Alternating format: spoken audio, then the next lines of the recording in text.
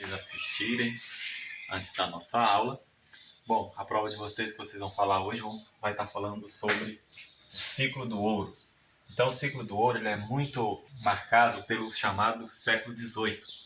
Então, o Brasil foi descoberto no século XVI, em 1500. Então, o século XVI, 1500 e 1600, que é o século XVI e XVII, foi marcado pela implantação da cultura da cana-de-açúcar. Vocês fizeram na prova passada que a cana-de-açúcar foi a primeira atividade econômica implantada no litoral do Nordeste brasileiro. Depois vocês viram na prova que a pecuária ela cumpriu um papel muito importante de interiorização do nosso território. Vocês viram que a cana-de-açúcar era praticada próximo do litoral e esse açúcar era vendido para a Europa. A pecuária ela era desenvolvida por povos libertos, colonos, então ela era praticada mais distante do litoral. A pecuária ela teve um processo muito importante, ela contribuiu para o processo de interiorização, de que as pessoas saíssem de perto do litoral e acabassem migrando para as áreas mais distantes, né? No século XVIII, uma figura muito importante, que aí vocês vão ter que gravar quem eram essas pessoas, os bandeirantes, vão ser muito importantes durante esse chamado ciclo do ouro. Então, os bandeirantes eram pessoas, sertanistas, que partiam de São Paulo rumo ao interior. Então, esses bandeirantes geralmente eram portugueses, mestiços. E quem é mestiço, professor? Mestiço é aquele que tinha ali uma mistura de português com índio, com negro, né? Então, era uma pessoa que já não era 100% português. Então, essas pessoas partiam de São Paulo, né, rumo ao interior, né, para as áreas mais interiores do Brasil. Então, eles partiam com qual objetivo, professor? Capturar índios para torná-los escravos nas lavouras de café de São Paulo. Vale lembrar, então, que o café já era uma atividade praticada em São Paulo. Então, esses bandeirantes saíam de São Paulo, adentravam sobre as matas para procurar índios para torná-los escravos, capturar índios para torná-los escravos. Os bandeirantes tiveram uma importância muito grande na formação dos primeiros arraiais. Então, geralmente, aonde essas equipes, essas comitivas dos bandeirantes chegavam, ali próximo de um rio, eles fundavam um arraial, uma espécie de vilazinha, e dessa forma surgiram várias cidades no Brasil, sempre próximas de rios, de córregos. Desta forma, os bandeirantes, eles não adentraram sobre os matos sozinhos, eles contaram com o conhecimento dos indígenas, como vocês fizeram na atividade. Então, os indígenas, eles tinham conhecimento, como por exemplo, eles tinham conhecimento de saber adentrar sobre as matas. Os indígenas ensinaram os bandeirantes a caçar. Os indígenas ensinaram os bandeirantes a detectar a presença dos bichos dentro da floresta. Foram os índios que andavam junto com os bandeirantes que ensinaram eles a produzir alimentos ali do que tinha na floresta. Foram os índios que ensinaram os bandeirantes a fazer a flecha, né? Então, geralmente, as armas que os bandeirantes tinham, com o passar do tempo, elas ficavam enferrujadas, né? Então, os próprios indígenas, com o passar do tempo, aqueles que eram índios já mansos, né, eles acabavam ensinando os bandeirantes a fazer as flechas, a adentrar sobre as matas, a encontrar água, né, cortando cipós. Então, dentro da floresta tinha aquele cipó, o índio sabia qual cipó que podia cortar para encontrar a água, né?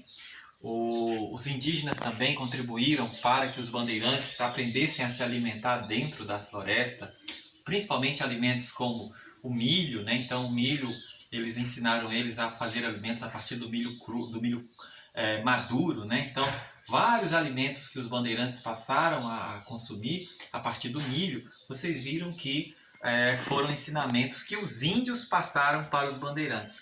Até mesmo, né, eles se mostraram como pessoas que sabiam fazer desenhos. Então, através dos desenhos que os índios faziam, os portugueses conseguiam representar em mapas os lugares para onde eles estavam partindo. Ou seja, então os índios eles conseguiam ensinar para os bandeirantes aonde é que tinha um rio, aonde é que tinha a serra, onde que tinha uma área de vegetação mais suja, menos densa. Então, de certa forma, as falas que os índios retratavam através dos desenhos ajudaram os bandeirantes a fazer até mapas para se localizarem dentro das florestas, né? Então, através desse processo, capturava-se os índios para a escravidão e encontrava ouros para ser explorado, né? Jazidas de ouro. E aí é o processo de exploração, o lugar onde se explora o ouro é chamado de lavra, né?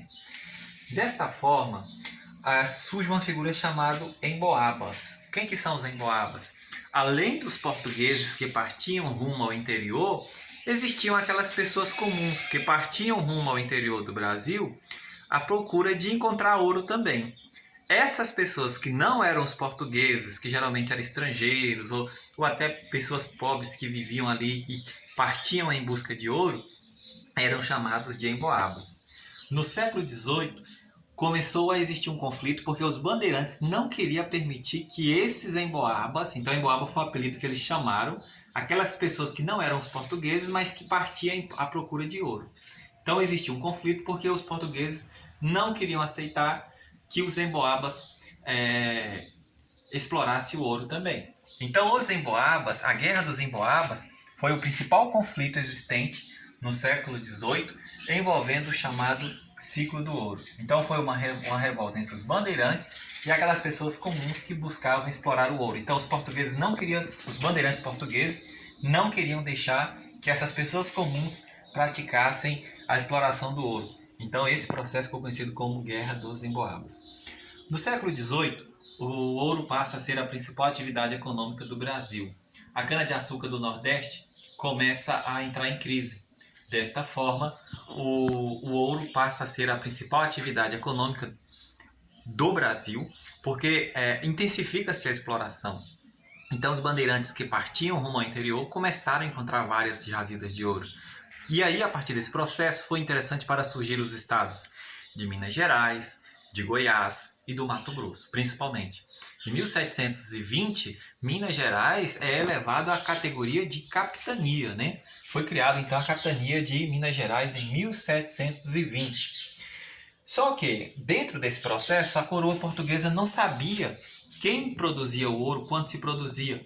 Então a coroa portuguesa passou a cobrar uma taxa para explorar o ouro. Essa taxa para explorar o ouro ficou conhecida como o quinto. Então o quinto era uma taxa cobrada de 20% de tudo aquilo que era produzido, né, todo o ouro encontrado, 20% de todo o ouro que era encontrado era repassado para a coroa portuguesa. Só que nesse processo existia muito contrabando.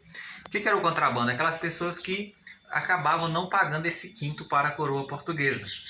Então a coroa portuguesa começou a criar as chamadas casas de fundição. Essas casas de fundição tinham como objetivo fazer com que em cada cidade onde tinha muita exploração de ouro, tinha uma casa de fundição. O ouro não podia sair daquela cidade sem passar pelas casas de fundição. Existia então um certo controle.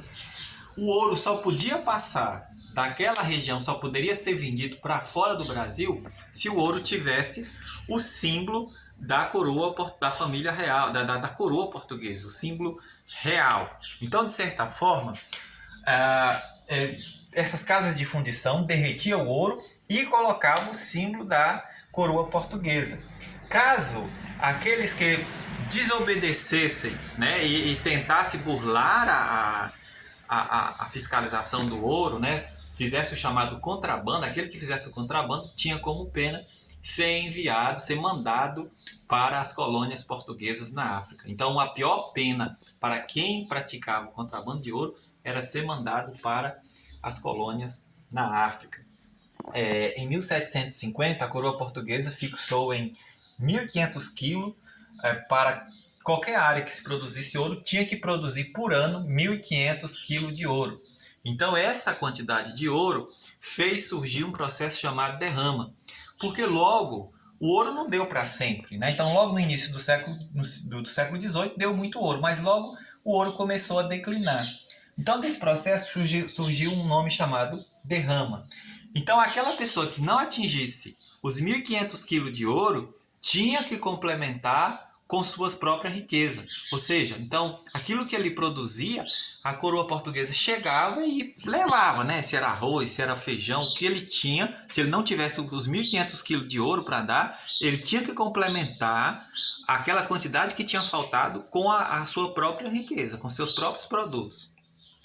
Vale destacar também que teve um papel muito importante nesse processo o escravo, né? Então o escravo ele era a mão de obra utilizada para praticar a retirada do ouro, né? Então os escravos, né? O cotidiano dos escravos era um cotidiano, olha, trabalhavam diretamente nas minas, trabalho muito duro, ficavam longas horas com os pés nas águas, extraindo o ouro no leito dos rios e eram frequentes vítimas de tuberculose e outras doenças pulmonares, né? Os escravos, né, trabalhavam em galerias e estavam sujeitos à asfixia e risco de soterramento. Então eles trabalhavam longas horas, pés dentro d'água. Então geralmente um escravo ele tinha uma vida aí, numa duração de trabalho aí de 15 anos no máximo, né? Então eles tinham uma vida de trabalho muito insalubre, adoeciam fácil porque ficavam muito tempo dentro d'água. Nas regiões mais urbanizadas havia o chamado escravo de ganho. Então, o escravo de ganho era autorizado pelos senhores a exercer atividades remuneradas. Então, suponhamos que eu tenho um escravo, mas o meu vizinho não tem escravo.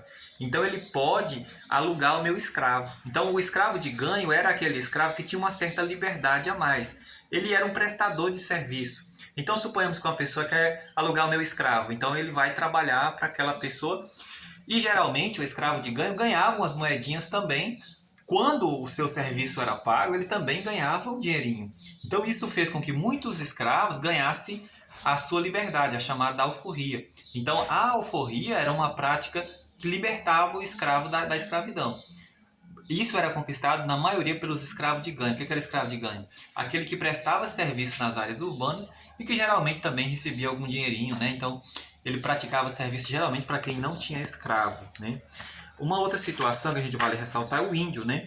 Então os índios eles também promoveram vários ataques, eles tinham também sua resistência, ataques contra povoados, nas regiões das bandeiras, e adentravam cada vez mais nos sertões, fugindo dos bandeirantes, né? Uma forma que os bandeirantes encontravam uma das formas que eles faziam porque nesse período já foi decretada a proibição de escravizar os indígenas, né? Porque os indígenas eram os povos nativos. Uma das formas que os bandeirantes encontravam era burlar a lei dizendo que ia catequizar. Então quem fosse catequizar um escravo podia ficar com ele. Então, de certa forma, era a forma que os bandeirantes encontravam para torná-lo um escravo nas minas de ouro. Então, olha lá, nos confrontos, muitos indígenas foram mortos, capturados e escravizados para trabalhar nas lavras de ouro, na agricultura e nos serviços domésticos. Espero que você tenha entendido a explicação. Um forte abraço.